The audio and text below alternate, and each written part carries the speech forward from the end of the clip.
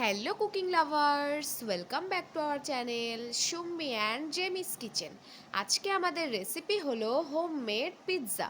Homemade পিৎজাটা বানানো একদমই সহজ আর খেতে কিন্তু অসাধারণ হয়েছিল। কিভাবে বানিয়েছিলাম আপনাদের সাথে শেয়ার করে নিচ্ছি। প্রথমেই আমরা ময়দার আটা দিয়ে একটা ডো বানিয়ে নিয়েছিলাম।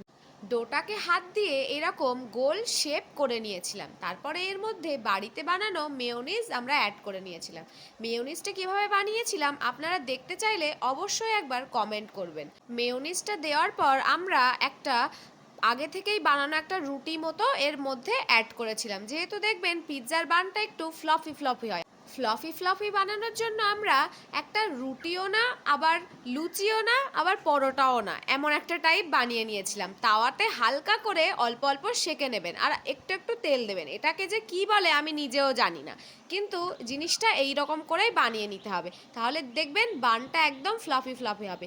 আর ভেতরটা যাতে একটু চিজ আর একটু ক্রিমি ক্রিমি ভাব হয়, তাই জন্য আমরা আগে থেকে ওই মেয়োনিজটা বানিয়ে নিয়েছিলাম। দিয়ে এইভাবে একদম যেমন বানিয়েছিলাম এইভাবে একদম আপনারা সেম টু সেম করে নেবেন, আমাদের মতো এমন সুন্দর হয়ে যাবে।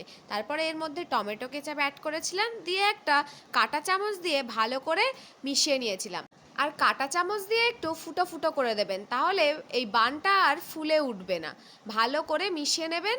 সত্যি বন্ধুরা, বাড়িতে বানানো পিৎজা যে এত সুন্দর খেতে হয় আমি কিন্তু এই ফার্স্ট টাইম বুঝলাম। দোকানের থেকেও আমার মনে হয় বেশি ভালো হয়েছিল। টপিংসগুলো নিজের ইচ্ছে মতো সাজিয়ে নিয়েছিলাম। সব কিছুই বেশ পরিমাণের থেকেও চাইলে বেশি দিতে পারবেন। দোকানে তো ওদের পরিমাণ মতোই দেয়, এটা পুরো নিজের ইচ্ছে মতো একদম নিজের খুশি মতো বানিয়ে নিতে পারবেন।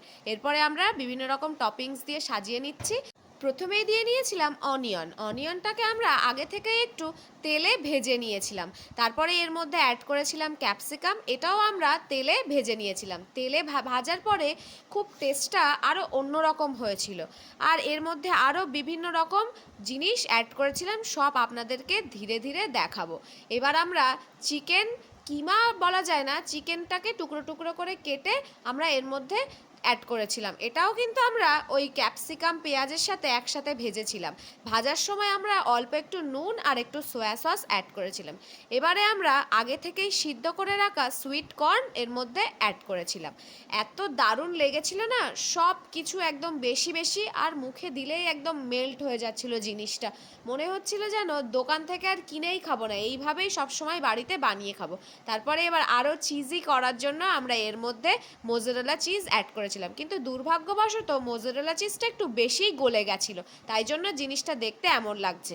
এরপর আমরা অরিগানো অ্যাড করে এবার একটু করে 2-5 মিনিট ভাপিয়ে নেওয়ার পালা। চিজটা গলে গেলেই একদম রেডি বাড়িতে বানানো পিৎজা। হোমমেড পিৎজা কিন্তু এত সুন্দর হয়েছিল বন্ধুরা, আপনারা অবশ্যই একবার বাড়িতে ট্রাই করে দেখবেন। দেখুন যখন কাটছি একদম নরম, যে একটা শক্ত ভাব এসব কিছুই ছিল না। ভিডিওটা ভালো লাগলে অবশ্যই লাইক কমেন্ট শেয়ার করে দেবেন।